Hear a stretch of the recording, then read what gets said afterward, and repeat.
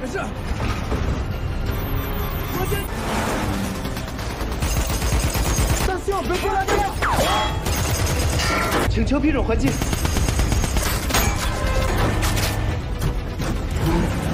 左边，左。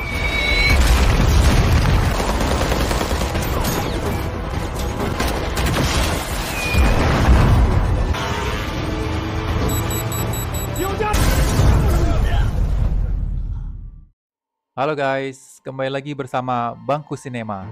Video kali ini, gue mau menceritakan sebuah film kisah nyata tentang polisi perdamaian China yang bertugas di Santa Leone, Afrika Barat. Film ini berjudul Foreign Police Unit. Oke guys, langsung aja gue bahas filmnya. Begini alur ceritanya.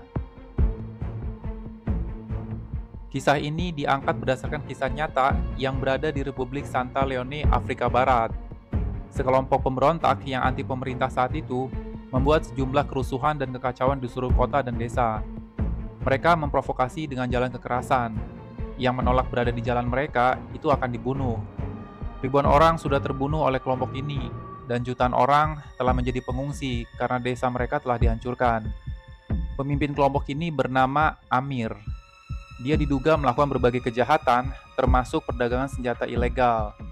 Sekarang Amir sudah ditangkap oleh pemerintah setempat dan siap untuk diadili. Je vais vous le dire une fois pour toutes. Je suis innocent. Ce sont mes compatriotes noirs comme moi. Pourquoi les aurais-je tués? PBB melalui perwakilan resminya meminta China untuk ikut ambil bagian dalam misi perdamaian di sana, membantu polisi lokal untuk meredam ketegangan dengan para pemberontak. Pada tahun 2018, China akhirnya mengirimkan pasukannya ke sana yang mereka beri nama Foreign Police Unit. Setibanya mereka di kota itu, mereka sudah disambut pemandangan oleh ratusan orang yang berdemo, yang menuntut Amir sebagai kepala pemberontak untuk segera diadili. Mereka semua yang berdemo tidak menginginkan perang, melainkan menginginkan perdamaian seperti dulu. Tibalah mereka di markas kantor PBB. Di tempat itu tidak hanya pasukan dari China, tapi juga banyak dari negara lain yang berkumpul. Tugas pertama mereka adalah patroli di area alun-alun lapangan Manaf, di mana banyak faksi bersenjata yang beroperasi di daerah tersebut. Patroli kali ini semuanya di bawah kendali kepala operasi yang bernama Fabio. Di sepanjang jalan, mereka melihat padatnya penduduk yang sedang beraktivitas. Kebanyakan dari mereka adalah pengungsi. Beberapa dari mereka memvideokan para petugas patroli, dan sebagian kecil dari mereka juga melempari mobil petugas dengan batu, karena mereka merasa orang asing hanya bisa menambah masalah di tempat tersebut. Tiba-tiba salah seorang dari kelompok pemberontak mengacungkan senjata. Seorang petugas yang bernama Ding Hui, yang juga berperan sebagai penerjemah, memberitahukan kepada kelompok pemberontak melalui pengeras suara bahwa mereka adalah petugas resmi PBB. Mereka memohon untuk segera dibukakan jalan.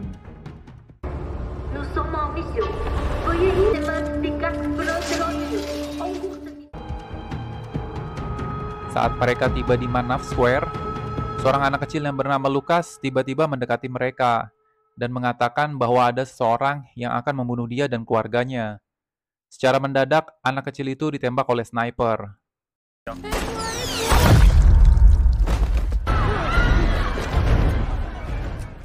Beberapa dari kelompok pemberontak malah memprovokasi penduduk setempat dengan memfitnah kalau petugas PBB tersebut yang membunuh anak itu. Lantas, penduduk setempat malah menyerang petugas dengan ganas.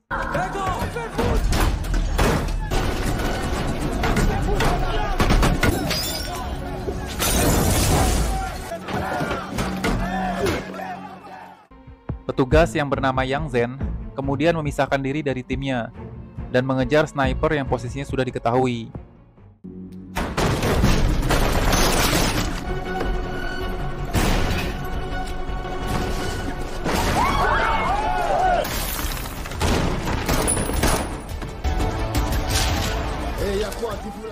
Sniper tersebut berhasil mengecoh mereka dengan melempar uang kertas yang akhirnya orang-orang menjadi sangat kacau.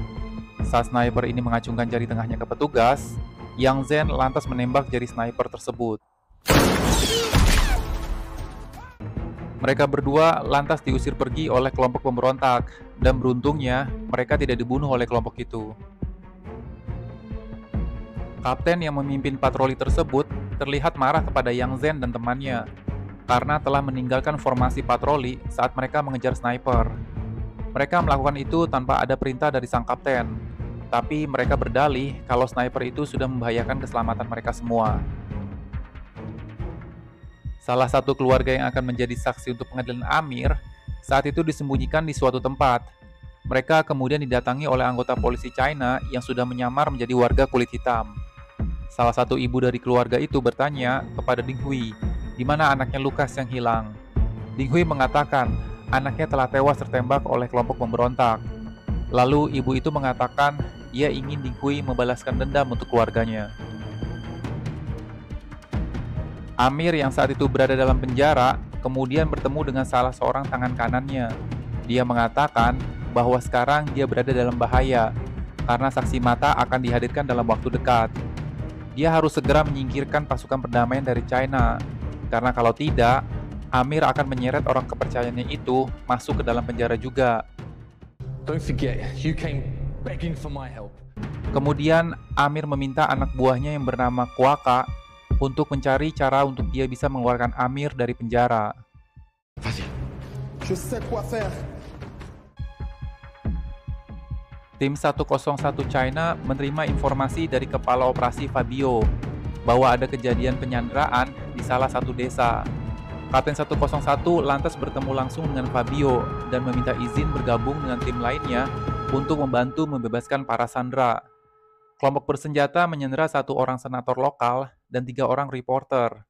Mereka meminta pertukaran sandera dengan pembebasan pemimpin mereka, yaitu Amir. Saat itu juga, mereka langsung bergerak di lokasi penyanderaan dengan dipantau langsung dari pusat kantor operasi. Saat menyusuri lorong kumuh di lokasi itu, salah satu dari mereka terkena jebakan ranjau bom.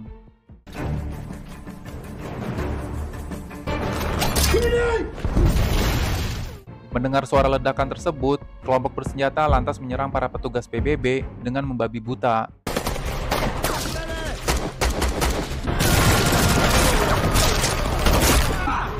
Tous les escrocs! Tous les escrocs! Toi, lève-toi! Je vais te tuer! Salah satu dari reporter wanita itu lantas dibawa keluar dan dijadikan sandera di hadapan para petugas. Dengan kamera termal yang dimiliki oleh para petugas, mereka langsung menembak para sandera yang berada di rumah tersebut.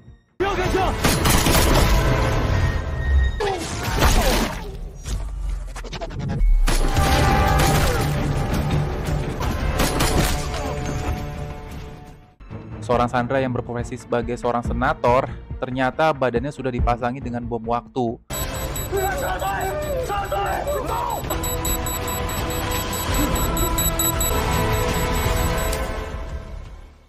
Mereka semua akhirnya selamat dari ancaman bom tersebut. Saat di kantor pusat, tim 101 terkena sidang oleh para direktur gabungan di operasi tersebut. Saat itu, Fabio sebenarnya sudah mengatakan untuk segera menghentikan misi. Tapi karena situasi yang sulit dikendalikan, jadi kapten mengambil keputusan sendiri untuk menyelesaikan misinya, termasuk menonaktifkan bom bunuh diri dari salah satu seorang sandera. Saat kapten dan Yang Zhen duduk bersama, baru diketahui ternyata mereka berdua adalah saudara kandung. Ayah mereka dulunya juga seorang polisi, tapi dia terbunuh saat menjalankan tugasnya membasmi para mafia.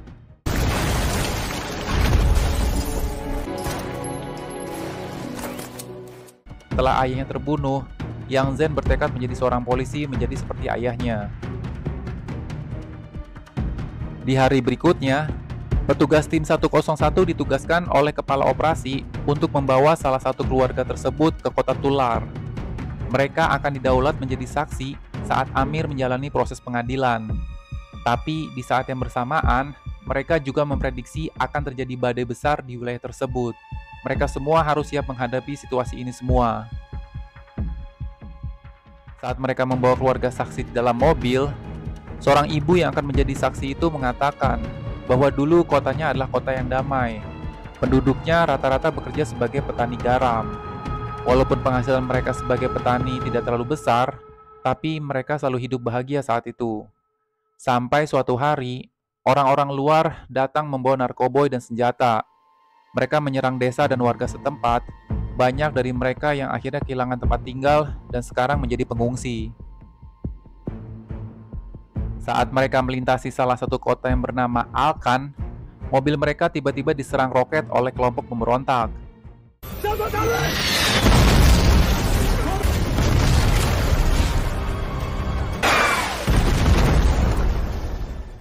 Salah satu petugas di mobil itu lantas meminta bantuan ke kantor pusat operasi. Saat mereka berhadapan dengan mobil kelompok pemberontak, salah satu petugas tersebut langsung memutuskan untuk mengadu banteng mobilnya.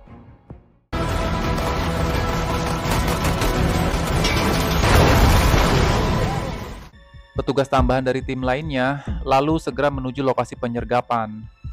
Saat meneruskan perjalanan, mobil yang ditumpangi kapten diserang oleh roket.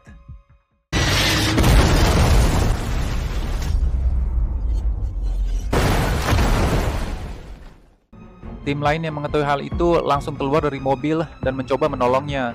Tapi secara mendadak, mereka diberondong peluru lagi dari berbagai arah.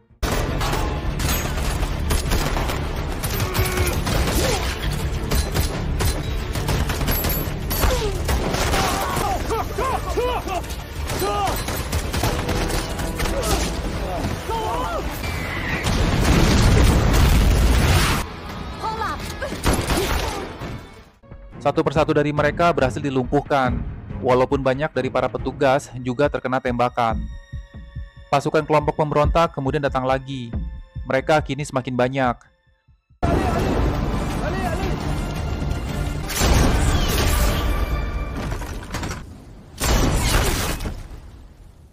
Ding Hui juga ikut tertembak oleh sniper saat dia menggendong Selin. Selin adalah anak satu-satunya dari saksi. Ding Hui akhirnya tewas di hadapan teman-temannya. Yang Zhen meminta izin kepada kaptennya untuk mengejar sniper yang sudah membunuh Ding Hui. Yang Zhen lantas menaiki sebuah menara untuk memantau sniper musuh yang lebih dulu menembak dari sebuah lokasi. Setelah mencari posisi musuh, akhirnya dia menemukan lokasi sniper tersebut. Berkali-kali menembak, dia gagal, tapi saat tembakan ketiga, dia akhirnya berhasil membunuh sniper tersebut dengan kalkulasi angin badai yang berhembus kencang.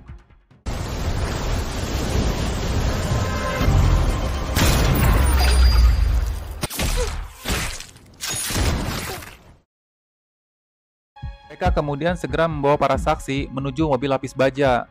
Tapi di saat yang bersamaan, menara tempat Yang Zhen menembak dihantam oleh roket.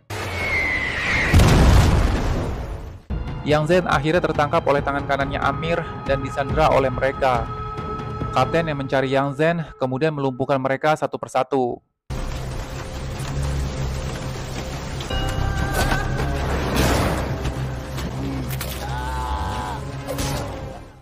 Tak lama kemudian, Kapten menemukan lokasi Yang Zhen yang sedang disandera oleh pelaku. Kapten langsung masuk dan menembaki mereka semua.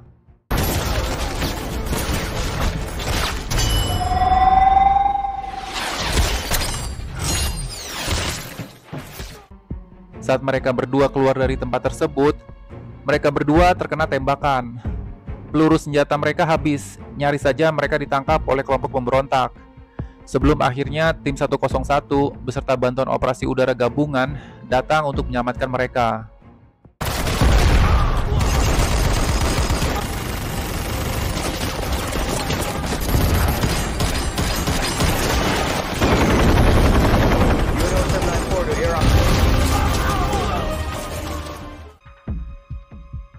Beberapa hari kemudian, para saksi berhasil dibawa oleh mereka ke pengadilan. Untuk selanjutnya mereka serahkan ke pihak polisi lokal untuk dijadikan saksi atas pengadilan Amir. Saat salah satu sniper kelompok pemberontak berencana ingin membunuh saksi, dia mendadak mengurungkan niatnya, mengingat di mana dia juga bagian dari warga yang menginginkan kedamaian itu. Oke guys, segitu dulu aja pembahasan gue mengenai film ini. Jaga kesehatan, see you next time, bye-bye.